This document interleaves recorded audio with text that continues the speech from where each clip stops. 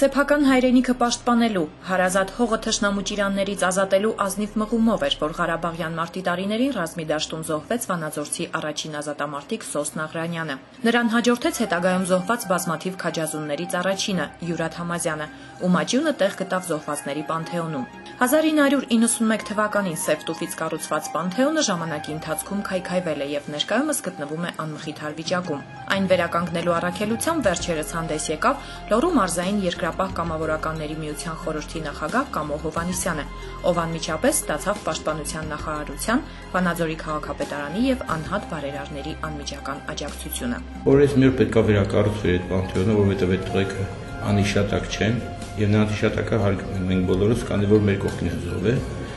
Եվ համոզված եմ, որ դեռևս նորից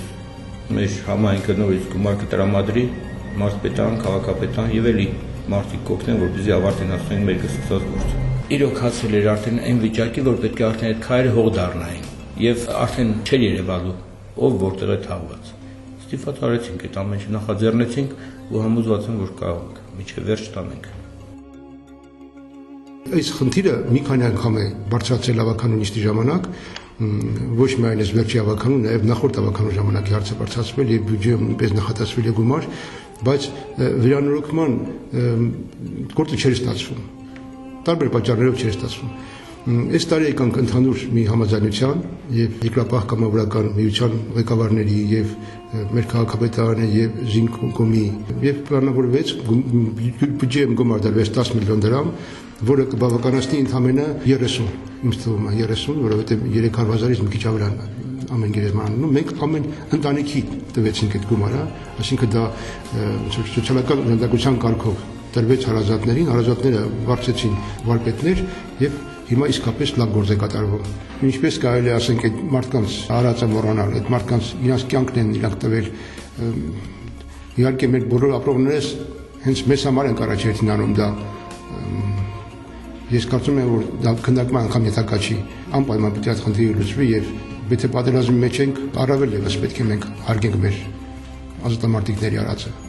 Ներկայումս Պանթեոնում թվով 97 մարտիրոսված հերոսի աճյուն է հանգչում։ Նրանցից 12-ի գերեզմանները կառուցվել են զոհվածների հարազատների ուժերով։ 42-ի շինարարությունն էլ սկսվել է հայթայթած գումարներով։ Շինարարական աշխատանքներին ակտիվորեն մասնակցում են նաև վանաձորցի երկրապահները։ Այստեղ հավաքված են երկրապահի տղաները Վանաձորի,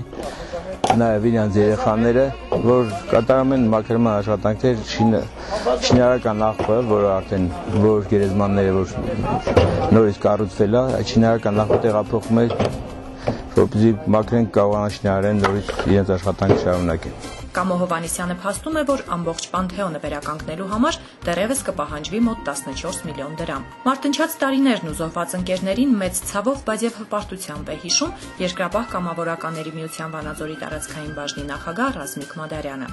Մեզ բախտ վիճակվեց մեր կյանքը դնենք։ Ֆիզիկապես, բարոյապես, եւ այսօր պարտավոր ենք այդ ապրած տարիների թափած ջանքերը մեր ընկած տղաների հիշատակը, մեր վիրավոր ընկերների,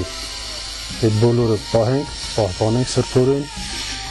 եւ մեր զավակներին փոխանցելով մեր եզն ու փափագը, որ իրենք էլ շարունակող լինեն։ Դա է կարևոր։ Ռազմիկ Մադարյանն ազգի նվիրյալ հերոսների գերեզմանների պահպանության հարցում կարևորեց նաև հարազատների հոգատարությունը, ուշադրությունը եւ մշտական այցելությունները, քանի որ միայն գերեզմանը վերականգնելը բավական չէ, այն պետք է պարբերաբար խնամել։ Վերջինս նշեց, այս Պանթեոնը մեր ուխտատեղին է, մեր սուրբ պարտքն ու միակ փափագը մարտում ընկած մեր ընկերների հիշատակն անմահացնելն է։ Մարիամ Սահակյան, Լիլիթ Յոլչյան, Միք հեռուստաընկերություն։